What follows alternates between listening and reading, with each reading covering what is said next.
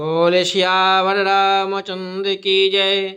देखा हूँ राम ही नयन भरे, ताजीर सा मधु को लखन रोष पावको प्रबल, जानी सलभ जनी हो। ईर्ष्या, घमंड और क्रोध छोड़कर नेत्र भरकर श्री राम जी की छवि को देख लो।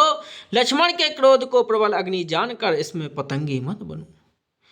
कि वैन ते वाली जिमि चाहू कागो, जिमि ससु चहे नांगे अरि भागो। जिमि चहे कुशले अकारण क्रोही, सब संपदा चाहे से विद्रोही। जैसे गरुड़ का भाग कौआ चाहे, सिंह का भाग खरगोश चाहे, बिना कारण ही क्रोध करने वाला अपनी कुशल चाहे, शिव जी से विरोध करने वाला सब प्रकार की संपत्ति चाहे। लोभी लोलोपे काले कीरत चाही, अकलंकिता की कामी लही। हरिपद विमुखे परमो गति चाहा, तस तुम्हारे लाल चुनर नाहा। लोभी लालची सुंदर कीर्ति चाहे, कामी मनुष्य निष्कलंकता चाहे तो क्या पा सकता है। और जैसे श्री हरि के चरणों से विमुख मनुष्य परम गति मोक्ष चाहे तो हे राजाओ, सीता के लिए तुम्हारा लालच भी वैसा ही व्यर्थ है। कोलाहल सुन सिय सकानी, सखी लवाए गई जहरानी। राम सुभाए चले गुरु पाही, सिय स्नेह वर्णत मन माही। कोलाहल सुनकर सीता जी संग हो गई। तब सखियां उन्हें वहां ले गईं जहां जहां रानी और सीता जी की माता थी। श्री रामचंद्र जी मन में सीता जी के प्रेम का बखान करते हुए स्वाभाविक चाल से गुरु जी के पास चले। रान ही सहित सोच बस सिया, अब धो बिदहि काहे करनिया।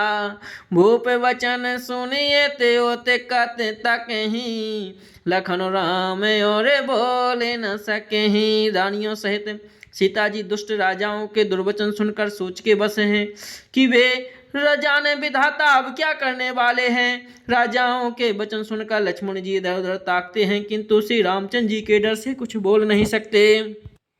आरोन नयन भ्रकोटी कोटल, चितवत ने पही सको। मनहु मात गज गने ने रखे, सिंह किशोर ही क्यों। उनके नेत्र लाल और भौहें टेढ़ी हो गई हैं और वे क्रोध से राजाओं की ओर देखने लगे। मानो मत वाले हाथियों का झुंड देखकर सिंह के बच्चे को जोश आ गया हो। खारे भारू देख को बिकल पूरे नारी, सब मिली देह मही पहगारी।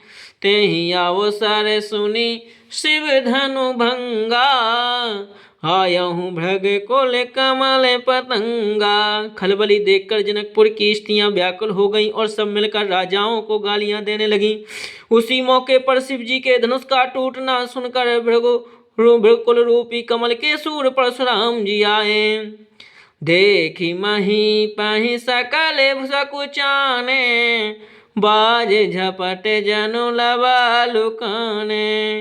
गौरी शरीर भोति भले भ्राजा, बाल विशाल त्रिपुंड विराजा। इन्हें देखकर सब राजा सकुचा गए, मानो बाज के झपटने पर लपेट लुक छिप गए हों। गोरे शरीर पर विभूति भस्म बड़ी फब रही है और विशाल ललाट पर त्रिपुंड विशेष शोभा दे रहा है। शीश जटा शशि बदन सुहावा, ऋषि बसे कछो के अरुण होइयावा। भ्रकोटी कोटल नयन सिराते, सहजाहूँ चितवत मनहु रिसाते। सिर पर जटा है, सुंदर चंद्रमुख क्रोध के कारण कुछ लाल हो गया है। भौहें टेढ़ी और आंखें क्रोध से लाल है। सहज ही देखते हैं तो भी वे ऐसा जान पड़ता है मानो क्रोध कर रहे हैं। वृषभ कंधे और बाहु विशाला, चारु जने उमाल मृग छाला। कटी मुनि बसन तून दोई बांधे, धनुषर कर कोठार कल कांधे। बैल के समान ऊंचे और पुष्ट कंधे हैं, छाती और भुजाएं विशाल हैं। सुंदर गुप्तवित धारण किए, माला पहने और मृग चर्म लिए हैं। कमर में मुनियों का वस्त्र वल्कल और तो तरकसे बाँ बंधे हैं। हाथ में धनुष बाण और सुंदर कंधे पर फरसा धारण किए हैं।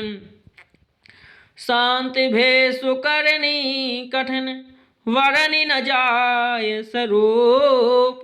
धर मुनि तनु जनु वीर रसु आयहु जय सब भूप। शांत वेश है परंतु करनी बहुत कठोर है, स्वरूप का वर्णन नहीं किया जा सकता, मानो वीर रस की ही मुनि का शरीर धारण करके यहाँ था, यहाँ सब लोग वहाँ आ गए हो। देखत भृगुपति भेषु कराला, उठे सकल भय बेकल भुआला। पितु समेत कहे कहे निज नामा, लगे करन सब दंड प्रणामा। परशुराम जी का भयानक भेष देखकर सब राजा भय से व्याकुल उठ खड़े हुए और पिता सहित अपना नाम कह कहकर सब दंडवत प्रणाम करने लगे। जह शोभाय चित वही के तु जानी, सोए जाने जनु आए खुटानी। जनक बहोर आय सिरु नावा, सिय बोलाए प्रणाम करावा। परशुराम जी हित समझकर भी सहजी जिसकी ओर देख लेते हैं वह समझता है मानो मेरी आयु पूरी हो गई। फिर जनक जी ने आकर से नवाया और सीता जी को बुलाकर प्रणाम कराया कि आस से दीन सखी हरसानी, निज समाज ले गई सयानी। विश्वामित्रो मिले पुनि आई, पद सरोज में ले दो भाई। परशुराम जी ने सीता जी को आशीर्वाद दिया। सखियां हर्षित हुई और वहां अब अधिक देर ठहरना ठीक न समझकर वे सयानी सखियां उनको अपनी मंडली में ले गईं। फिर विश्वामित्र जी आकर मिले और उन्होंने दोनों भाइयों को उनके चरणों पर गिराया। राम लखन दशरथ के ठोंटा, दीन आशीष दे भल जोठा। राम चित ही रहे थकी लोचन, रूप अपार मारे मद मोहन। स्वामी जी ने कहा, हे राम और लक्ष्मण राजा दशरथ के पुत्र हैं। इनकी सुंदर जोड़ी देखकर परशुराम जी ने आशीर्वाद दिया। कामदेव के भी मत को छुड़ाने वाले श्री रामचंद्र जी के अपार रूप को देखकर उनके नेत्र थकित स्तंभित हो रहे। कि बहोरी बिलो की विदेह शन, कहूँ का है अति भीन। पूछत जानी अजान जिमी, व्यापऊ को पिसरीन। फिर सब देखकर जानते हुए भी अनजान की तरह जनक जी से पूछते हैं कि कहो यह बड़ी भारी भीड़ कैसी है। उनके शरीर में क्रोध छा गया। बोले सियावर रामचंद्र की जय।